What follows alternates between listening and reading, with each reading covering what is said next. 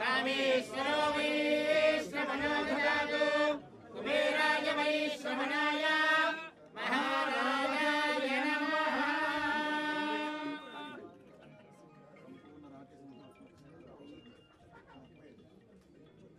शतमानं भवति शताय पुरुषेन्द्रिय आयुष्येवेन्द्रिये प्रतिष्ठते। Madam madam ఒకసారి madam madam madam madam పెట్టండి పెట్టండి ముహూర్తస్తు వీరం మహావిష్ణుం జ్వలంతం సర్వతోముఖం మేడం మేడం మేడం పెట్టేసింది గర్జయంతం నిజపదపదం స్ఫోటయంతం మహంతం లోపయంతం తాపయంతం చేపయంతం చేపయంతం చిబంతం గ్రహంతం రోదయంతం సంహరంతం సంహరంతం హరంతం ఈక్షంతం ఘోర్ణయంతం శరణగతే దివ్య సింహం నమామి।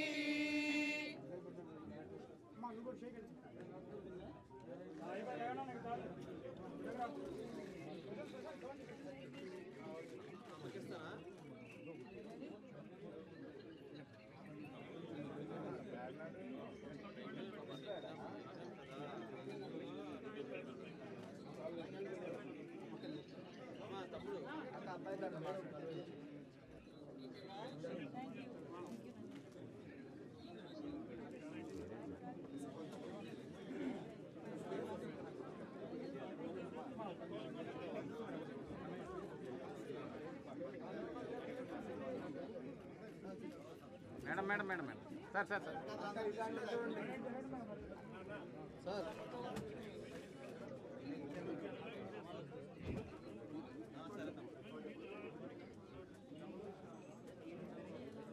Sir sir sir sir madam madam madam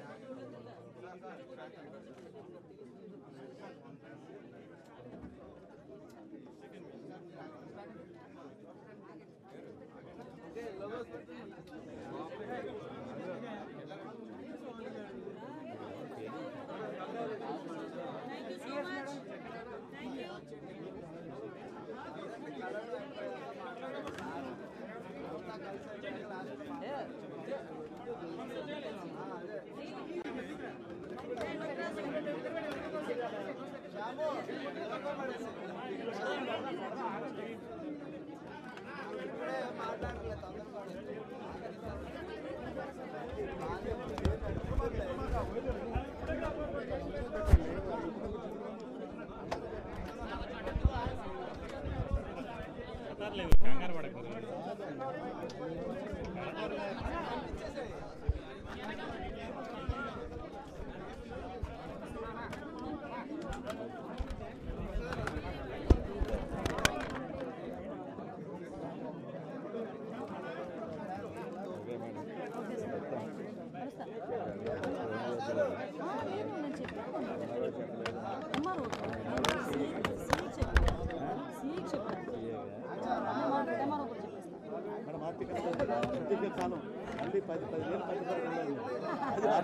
మాది ఉంది పొంగనూరులోనే ఒక సైకిల్ యాత్ర చేస్తుంటే ఒకడు చాలా ఎరాస్మెంట్ చేశాడు. దాని మీద తెలుగుదేశం చొక్కాలు ఇప్పించేసాడు, సైకిల్ జెండాలు ఇప్పించాడు. అది మీకు మేడం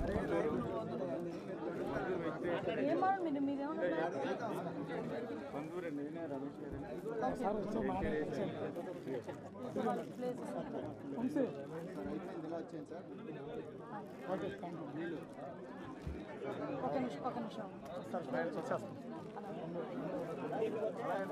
అలా ఒక వే ఇచ్చేసేయండి. అలా వే ఇచ్చేస్తే ఇంక ఇబ్బంది ఉండదు. ప్లేస్ కొంచెం ముందుకు వెళ్ళికారు కదా, 5 నిమిషాలు.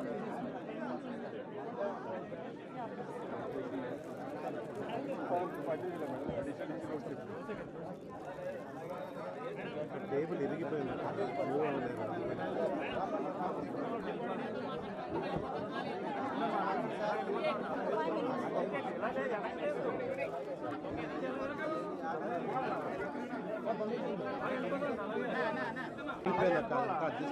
ఆల్రెడీ ఇరిగిపోయిందా? ఇంతవరకు ఏం చేశారు?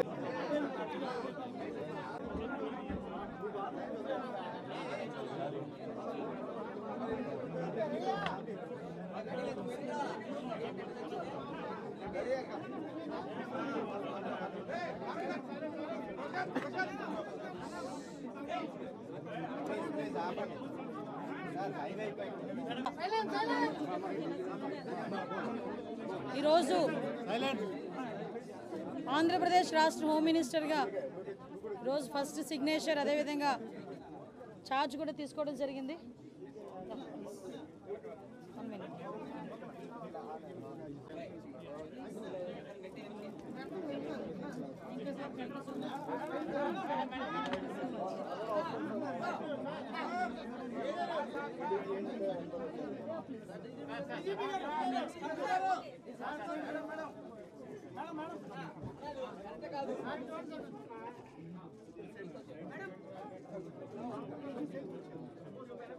Thank you so much, sir. Please support me.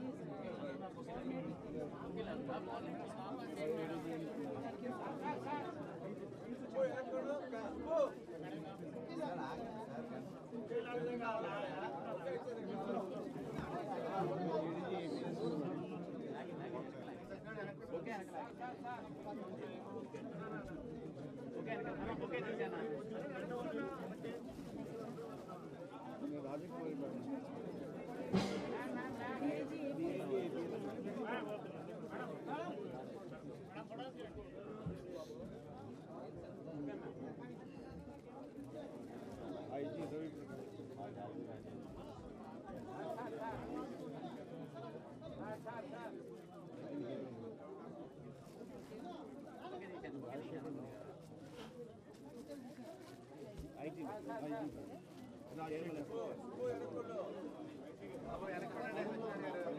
Thank you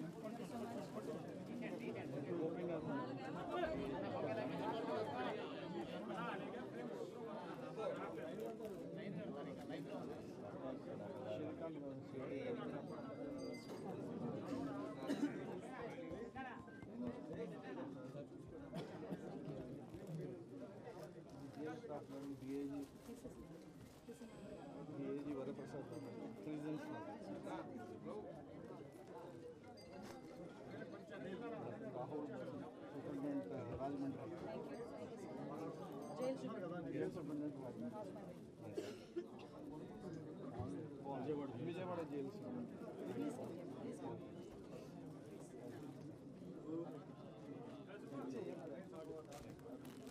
fire direct fire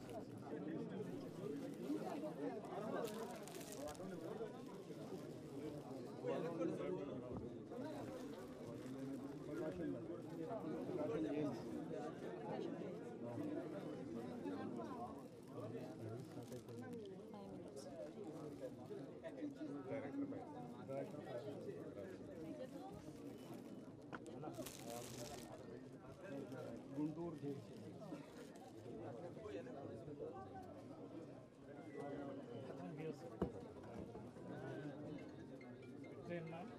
I'm Director Scientific Welfare Department.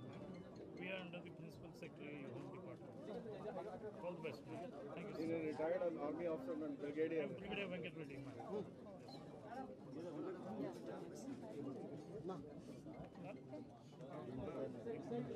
All the best. He's a regular contractor.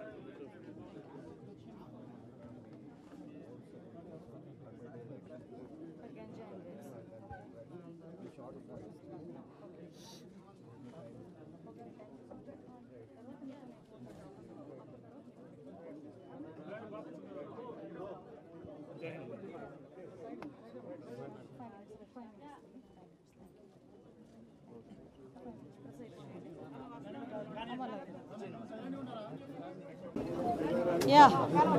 Okay, sorry. మీరు వెనక్కి ఫ్రీ అయిపోతారు. నాగేష్ గారు వెళ్ళొచ్చు బ్యాక్ వెళ్ళండి.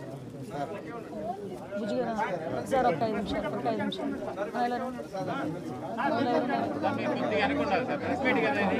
ఓకే. అమ్మ అందరికీ నమస్కారం.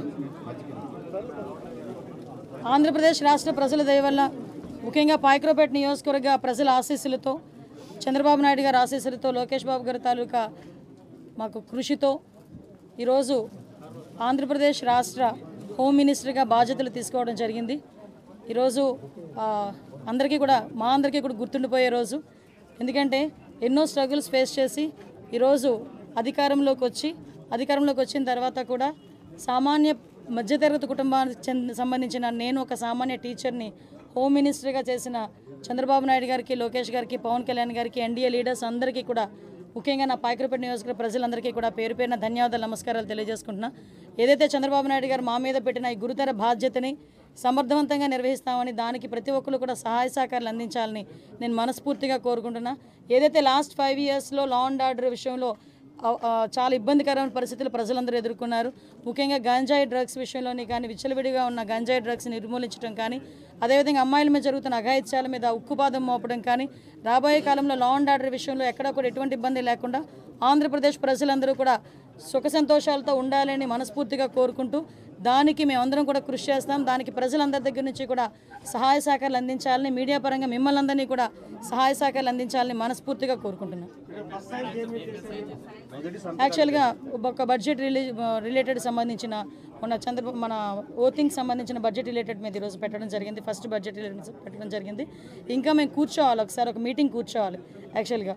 ఎందుకంటే చాలా ఇష్యూస్ ఉన్నాయి. ఇప్పుడు దిశ పోలీస్ స్టేషన్ ఆల్రెడీ దిశ చట్టం ఏమీ లేకుండా దిశ పోలీస్ స్టేషన్స్ అనేదాన్ని మార్చారు. ఆ దిశ పోలీస్ స్టేషన్ అనేది పేరు కూడా మార్చాలి. అట్ ద సేమ్ టైం చాలా ఇష్యూస్ ఉన్నాయి. పోలీస్ డిపార్ట్మెంట్ వాళ్ళు చాలా ఇబ్బందులు వాళ్ళు ఎదుర్కొంటున్నారు. డిపార్ట్మెంట్ వైజ్గా ఇబ్బందులు చాలా ఉన్నాయి వాళ్ళకి కూడా. ఈవెన్ ఇప్పటికీ కూడా కొన్ని పోలీస్ స్టేషన్లోని మినిమం ఎమ్యూనిటీస్ లేకుండా వాళ్ళు ఇబ్బందులు పడే పరిస్థితి కనిపిస్తూ ఉంది. అలాంటి విషయంలోని కానీ రాబోయే సిచ్యువేషన్స్లో ఇప్పుడు గాంజా డ్రగ్స్ విషయంలో ఏదైతే ఇనిషియేషన్ తీసుకున్నామో దాని మీద కూడా ఒక టాస్క్ ఫోర్స్ ఏర్పాటు చేసుకొని దాన్ని కూడా ముందుకు తీసుకెళ్లే కార్యక్రమంలో రేపు ఫర్దర్గా మేము కూడా ముందుకెళ్తాం.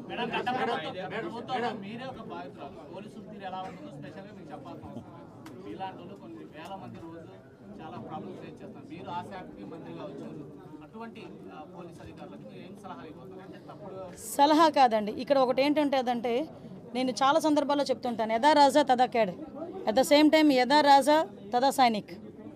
ఓకే, రాజు ఎలా ఉంటే సైనికులు అలాగే ఉంటారు. ఈరోజు రాజు మారాడు, సైనికులు ఆటోమేటిక్గా మారాలి. That's it.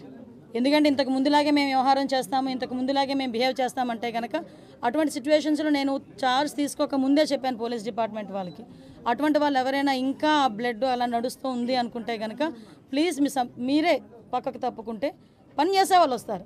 నేను ఈరోజు ఏదో చంద్రబాబు నాయుడు గారికో, పవన్ కళ్యాణ్ గారికో, ఎన్డీఏ లీడర్స్కో మాకో పనిచేయమని చెప్పట్లే. ప్రజలకు అనుగుణంగా పనిచేయండి, ప్రజా రక్షణ విషయంలో పనిచేయండి.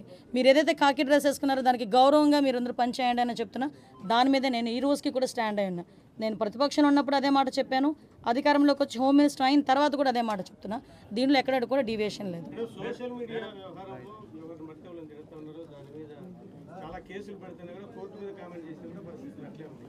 దాని మీద స్పెషల్గా మీరు ఏమైనా దృష్టి పెడతారు? కంపల్సరీగా అండి. ఎందుకంటే ఇప్పుడు సోషల్ మీడియాలో మాట్లాడేది ఎలా ఉందంటే ఏదో వాక్ స్వతంత్రం ఉంది కదా అని నోటుకొచ్చినట్టు ఎక్కడ పడితే అక్కడ చాలా వల్గర్గా మాట్లాడడం, అది కూడా కొంత అవతల వాళ్ళ మనోభావాలు దెబ్బతీసేటట్టుగా మాట్లాడడం, ఇవన్నీ కూడా చూస్తున్నాం. మీరు అబ్జర్వ్ చేసే ఉన్నారు, లాస్ట్ టైము ఉన్న గవర్నమెంట్లో ఇంట్లో ఆడవాళ్ళని కూడా బయటకు తీసుకొచ్చి మాట్లాడిన సందర్భాలు కూడా ఉన్నాయి. ముఖ్యంగా వాటి విషయంలో కోర్టులు ఇన్వాల్వ్ అయిన జడ్జెస్ గురించి కూడా మాట్లాడిన సందర్భాలు ఉన్నాయి. అంటే వాళ్ళు ఏమనుకుంటున్నారంటే సోషల్ మీడియా అంటే నా పెన్ను, నా పేపరు, నాకు నచ్చింది రాసుకుంటాను అంటారు. కానీ నీకు నచ్చింది రాసుకుంటే నువ్వు ఇంట్లో బీరోలో పెట్టుకోవాలి, అంతేగాని పబ్లిక్ డొమైన్లో పెడితే అది పబ్లిక్ అవుతుంది. కాబట్టి అటువంటి విషయాలు కంపల్సరీ కోర్టు, లాయర్ డిపార్ట్మెంట్ లీగల్గా కూడా దాని మీద నేను ఒకసారి చూసుకుంటాను, మాట్లాడతాను. నేను ఒకటి మాత్రం చెప్పగలనండి, ఏదో అనుకోవచ్చు అనిత హోమ్ మినిస్ట్రీకి వచ్చింది అమ్మాయికి ఏం తెలుసు. నిజంగానే హోమ్ మినిస్ట్రీలో నాకు ఓనమాలంటే ఇప్పటికిప్పుడు నేర్చుకుంటున్నా, ఇంకా నేర్చుకుంటా. యాజ్ పర్ లానే వెళ్తాం, ఎక్కడ కూడా డీవియేషన్ అనేది ఉండదు. ఎవరైతే తప్పు చేశారో తప్పు చేసిన వాళ్ళకి ఎట్టి పరిస్థితుల్లోనే శిక్ష మాత్రం పడుద్ది. అందులో ఎప్పుడో మేము చాలా రోజులైపోయింది మా మీద కేసులు పెట్టేసి మేము బెయిల్స్ మీద బయటకు వచ్చేసాం అనడానికి కూడా లేదు. ఆల్రెడీ బెయిల్ మీద బయటకు వెళ్ళిపోయిన వాళ్ళని కూడా తీసుకొచ్చి మళ్ళీ కేసులు ఓపెన్ చేసే పరిస్థితులు కూడా చాలా ఉన్నాయి. వాళ్ళు అదే రకంగా ఉంటే కనుక. సో అలాంటి సిచ్యువేషన్స్లో ఎక్కడ కూడా లా అండ్ ఆర్డర్ విషయంలో కాంప్రమైజ్ అయ్యే ప్రసక్తే లేదు.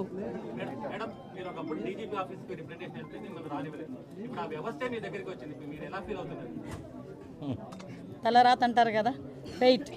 ఒకటేంటంటే అలాగని కాదు, నేను చాలా సందర్భాల్లో చెప్పాను, నేను ఇప్పటికే చెప్తున్నా, డీజీపీ ఆఫీస్కి వచ్చినప్పుడు వాళ్ళు ఎంటర్ చేసి ఒక రిప్రజెంటేషన్ తీసుకుని ఉంటే మహా అయితే పేపర్లో ఎంత కోలం పడేది. మీరు అక్కడ ఆపి దాన్ని నానాయాగి చేసిన తర్వాత ఆటోమేటిక్గా అవుతుంది, ఫ్రంట్ పేజ్లోకి వస్తుంది. అంత అవసరమే ఉంది. మీరు తీసుకెళ్ళిన తర్వాత మీరు చేయాలా చేయలేదా బుట్టదాకలు పడేస్తారు తర్వాత విషయం. ముందు ఒక పబ్లిక్ రిప్రజెంటేటివ్ వచ్చినప్పుడు కానీ పబ్లిక్ వచ్చినప్పుడు కానీ ప్రతి ఆఫీసరు కూడా అది ఏంటి అన్నది రిసీవ్ చేసుకోవాలి. మీకు తెలియదు, లాస్ట్ 5 yearsలో కలెక్టర్ దగ్గరికి వెళ్తామంటే కలెక్టర్ కనిపించేవాడు కాదు, సిపి దగ్గరికి వెళ్తామంటే సిపి కనిపించేవారు కాదు. అంటే వాళ్ళు నేను తప్పు పట్టట్లే, బయట నుంచి వాళ్ళకి వచ్చే ఆర్డర్స్ అలాంటివి. హోమ్ డిపార్ట్మెంట్ని అన్ని డిపార్ట్మెంట్లే ఒక మనిషి గుప్పెట్లో పెట్టుకున్నాడు, అందువల్ల వాళ్ళకి కూడా ఫ్రీ హ్యాండ్ లేదు. నేను లిటరల్లీ నేను డిపార్ట్మెంట్ వాళ్ళని కూడా నేను తప్పు పట్టట్లే, వాళ్ళు కూడా పై అధికారులు ఏం చెప్తారు అది చేయాలి తప్పించి వాళ్ళు ఇండివిజువల్గా చేసే పరిస్థితి లాస్ట్ 5 yearsలో లేదు. ఎంత దారుణం అంటే నేమ్ బోర్డు అనేది వాళ్ళకి ఇచ్చే ప్రైడ్. మీరు పెట్టుకోగలరా నేమ్ బోర్డు? నేను పెట్టుకోగలనా నేమ్ బోర్డు గుండ్ల మీద? అది ఓన్లీ పోలీస్ డిపార్ట్మెంట్కి ఒకరికే సాధ్యం. ఐపీఎస్ఓ లేకపోతే ఏఎస్పీఓ డిఎస్పీఓ ఏసీపీఓ డీసీపీఓ whatever it may be, ఆ భుజాల గుండ్ల మీద నేమ్ బోర్డు పెట్టుకొని ధైర్యంగా పనిచేసే రోజు పోలీసులకి రావాలని కోరుకుంటున్నాను. ఇప్పుడు వచ్చిందని కూడా నేను భావిస్తున్నాను. Last 5 years without name plate, ఎవరు పోలీసో తెలియదు, ఎవడు బయట నుంచి వచ్చి డ్రెస్ వేసుకుని తిరుగుతున్నాడో తెలియదు. సో అటువంటి సిచ్యువేషన్స్ అయితే ఇంక జరుగు. 100 days యాక్షన్ ప్లాన్ ఇప్పుడే డీసీ గారు నాకు తీసుకొచ్చి ఇచ్చారు. ఒకసారి దీని మీద నేను కూడా చదివి ఒకసారి ఇంకా ఏదైనా మాట్లాడాలనుకుంటే కనుక నేను పై ఆఫీషియల్స్తోని, అదేవిధంగా దీనికి రిలేటెడ్గా డ్రగ్స్ రిలేటెడ్గా ఉన్న శాఖలు చాలా ఉన్నాయి. ఇప్పుడు ఫర్ ఎగ్జాంపుల్ డీఅడిక్షన్ సెంటర్స్ ఉంటాయి, డిపార్ట్మెంట్ ఆఫ్ హెల్త్, అదేవిధంగా మనకి ఫారెస్ట్ డిపార్ట్మెంట్తో మాట్లాడాలి, ఎక్సైజ్ డిపార్ట్మెంట్ వాళ్ళతో మాట్లాడాలి.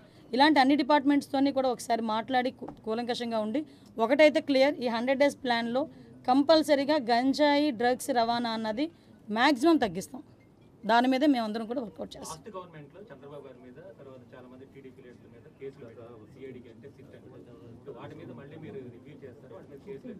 ఎందుకు కేసులు ఎత్తాలి, దేనికి కేసులు ఎత్తాలి? ఈరోజు తెలుగుదేశం పార్టీ ఆఫీస్ మీద దాడి జరిగింది.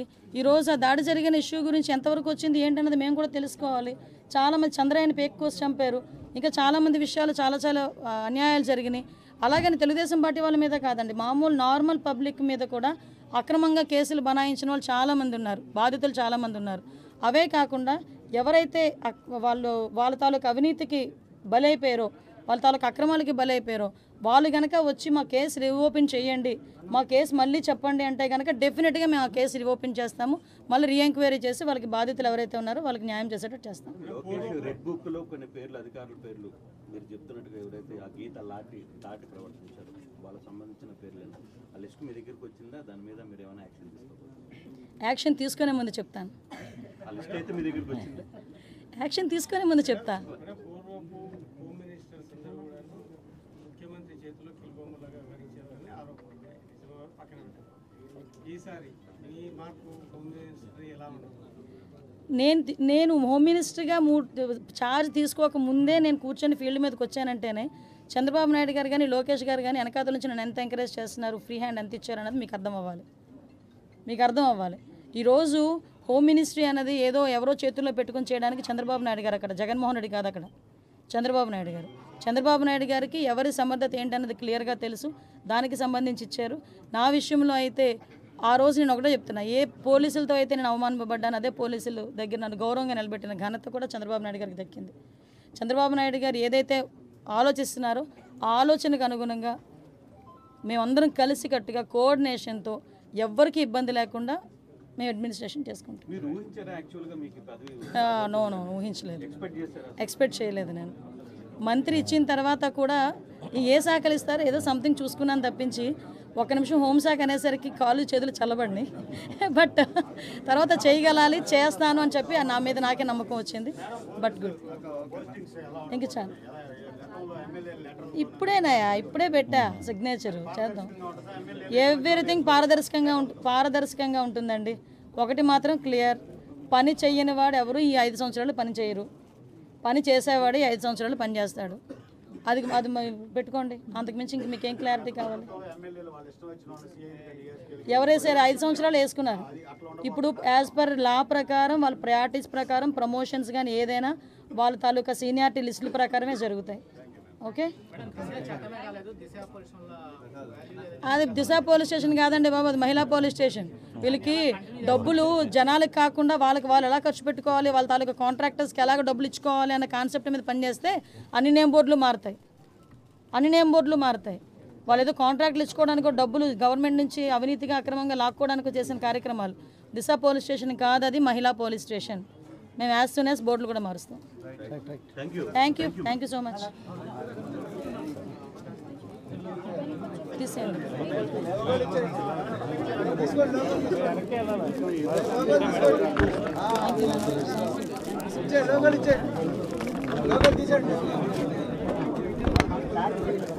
ప్రెస్ వాళ్ళు వెళ్ళిపోతారు, వాళ్ళకి చెప్పేసండి. ఓకేనా?